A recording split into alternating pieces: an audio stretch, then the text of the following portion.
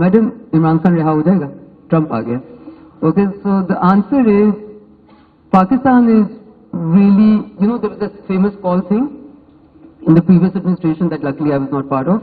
Call me. Okay, back in 2010, and was absolutely convinced that the West is far more civilized in their thinking and far more earnest in their protection of human rights. And they were absolutely, without any question, wanting to have the same platform and give the same opportunities to everyone, the same trade rights, etc., etc., etc.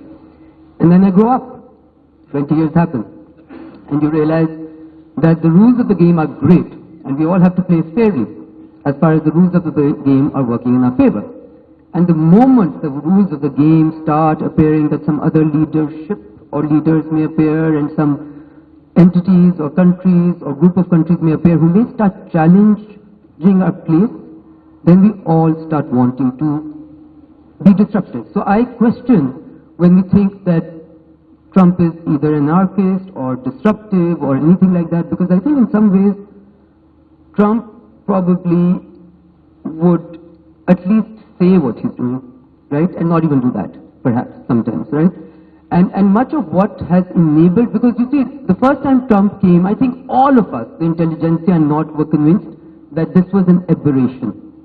That is not the United States of America. This was just an aberration. This was just something going wrong, and people explained, oh, people did not have economic rights anymore, and people were losing out since the 80s, etc., etc., etc. But now we know it is not an aberration. And I think the reality is that people are reacting like this because what we like to lovingly call order ceased to exist many, perhaps years or decades back. There was this, you know, this time of what Fukuyama called the end of history, peaceful coexistence, because we were no more fighting about which way to rule, etc. That all was in some ways a fallacy of our imagination. And right now what is happening in the world is hegemonic powers and centers of power, what have been the preservers and protectors of liberal world order, reacting and breaking that order. Because I think we cannot sit here and not see with our own eyes what is happening. Today, the people and the countries which are questioning and breaking the order are not the anarchists or the oligarchic countries. They are the democratic holders of that order. Okay, because it doesn't suit them anymore. So with that, I'm just going to, you know, now answer your question. Okay. To Pakistan, look, a lot of people have asked me what will happen wherever I go. You know, even Pakistanis, the first Pakistani, even at airports. Madam, Imran Khan riha ho jayega, Trump aa gaya. Okay, so the answer is, Pakistan is really, you know, there was this famous call thing in the previous administration that luckily I was not part of. Call me. Okay, there is no call coming. We should stop expecting the call, and we should celebrate the fact that we are not a relevant country, because we've only been relevant in the most irrelevant and, you know, and in ways which has only damaged us. So we should celebrate the fact that Pakistan is not relevant, you know, that way. But let's also admit the fact that in US, lobbying is legal. Speak at the Carnegie Endowment and talk about a certain kind of rocket motors that we are testing. Okay? Unfortunately, the entire statement was wrongly picked up here, even at the highest echelons of the government, including the current Prime Minister, and everyone here started talking about, oh, the Americans have said something about the nuclear program. They have not said anything about the nuclear program. They have also not said anything about the missile program per se, but specifically about a certain category of rocket motors which can be used both in the ICBMs as well as the SLVs, the space launch vehicles. So my point is that we are not relevant in the sense of being strategic partners, Allah, for instance, India, but we're definitely a country that and not for reasons of our own, but for their reasons, for their interests or concerns, worries them. I think because English is not my first language, relevance for me, I say it positively. And people really start reacting when you say, Pakistan Pakistan irrelevant? No, of course not. I do not mean at all that Pakistan is not a country which has immense potential, which has immense relevance within the region in the positive way. What I'm saying is that currently where the United States of America is, with its China containment policy being the heart, center, core of their existence and their foreign policy, the lens through which they view the world is China containment. The bonhomie that they're having with India and have been having in the last decade plus is the result of that much more than, as we told in the 58 points, Biden, Modi statement. Anyone who reads that statement, okay, maybe 20 pages for 58 points, there is nothing, whether it's space, technology, chip manufacturing, the length, breadth, depth, and variety in that statement does not match a NATO ally and US's statement. Okay? And they talk about our two democracies and our great, values together. But the truth is that India is seen to be the net security provider and perhaps the only important and, large enough state which has the potential to militarily. They also now have naval, not a naval base, but repair, you know these things better than I do, with the Indians. So in this scenario, the US's interest to impress Pakistan or keep Pakistan, and I think they're making a big mistake. Why are they making a big mistake when it came to India? India did not feel the need to choose US over Russia. They continue to import oil, break all the sanctions, etc., right? However, the US feels obliged, in order to impress an interest and and continue to engage with India in the depth that they want, to do India's bidding. It's a bit like the Israel, Mershiman's famous book on US lobby. Yeah, Israel lobby, Mershimer and Volt. And exactly, Stephen Bolton.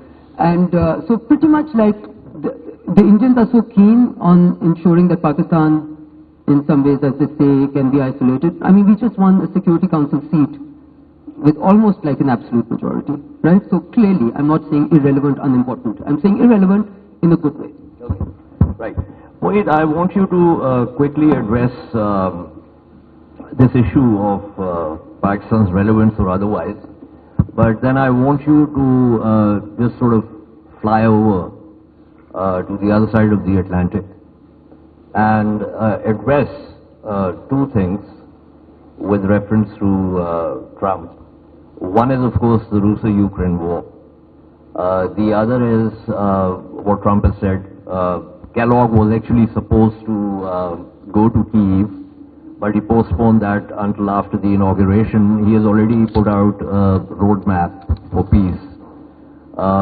And allied with that, of course, you have the situation in Germany, which is being variously called the sick man of Europe. They've had snap polls. SPD is unlikely to be a major coalition partner, according to various analyses. Zeitenwende hasn't really worked out. So, will the Europeans step up to the plate? How would the Russo-Ukraine war pan out? How do you think Trump is going to pressure the Europeans into doing his bidding?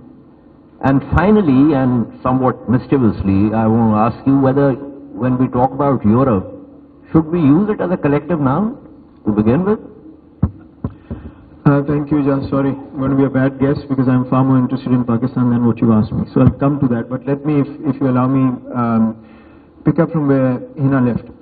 Again, one thing, this keeps coming back, and I actually don't know of any other country that does this so regularly as we do, which is this culturally derived view of foreign policy and international relations.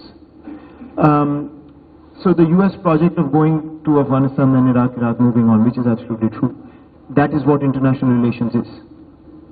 So this idea that the West has a hypocritical foreign policy stance is exactly right, and that's exactly what they've always said. All these frameworks of human rights, free trade, all of this came about when it suited the status quo power, which was the Western world. And I don't think we should be sitting here, talking as we do always. Bad partner, was with us, left us. This wasn't a marriage where we had a divorce or something. These two countries who were looking after their own interests. Enlarging Israel's space is seen as their interest at this point. It's a realist world, right? I mean, I'm not being callous, but this is just the reality of it. We do the same. Look at our policy in Afghanistan. How do we sort of talk about that? That's exactly the point. I think we will be much better off as a country looking at the world if we simply accept that only interests of countries matter, and in that battle of supreme interests, we have consistently been losing to India for the past 2 to 3 decades. And because India has got the upper hand, it actually has managed to squeeze our space to a large extent. I think that's fundamentally what matters to us at the end of the day, whether it's Trump or Biden or whoever it is. That's one. The second part of this is, I think relevance or irrelevance, if I may just say, that question is irrelevant till we can figure out where we want to go as a country. Right? We get caught up in these totally useless things, and I agree with Hina, call aayi ke nahi aayi. Trump acha hai ke bura hai. The issue is, if you are sitting in any country in the world right now, or for the past 10, 20 years, and looking down on Pakistan, what's the conversation? A country that can't get its own act together wants to continue punching above its weight. I'm sorry, I feel really terrible saying this, but we are a country which has a potential to do anything and everything we want, and simply because of petty governance, I don't even call it bad governance, petty minds doing petty governance for years, this government, that government, doesn't matter, we've become a laughingstock.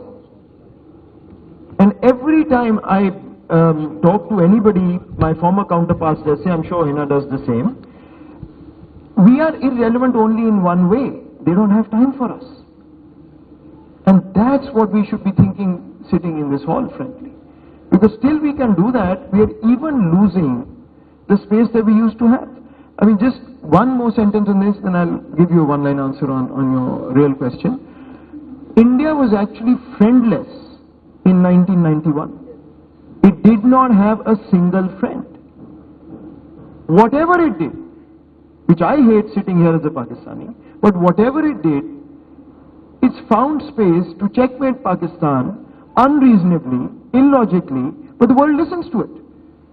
And rather than saying that the world is bad, we need to figure out what that game is on the chessboard that gets us back to where we used to be. On Europe, very simply,